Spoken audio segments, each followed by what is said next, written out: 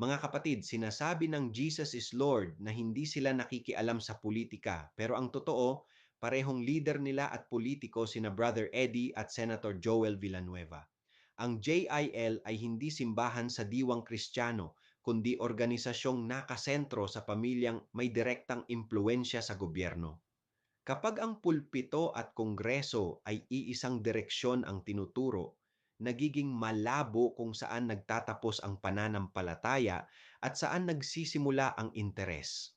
At kapag ang komunidad ay nahihila ng pangalan hindi ng ebanghelyo, nawawala ang kalayaan ng konsensya.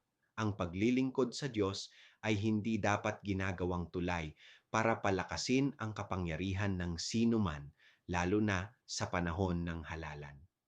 Ako si Padre Jesse Galilea, may pusong Pinoy, kasama mo sa pananalig at pakikibakang panlipunan.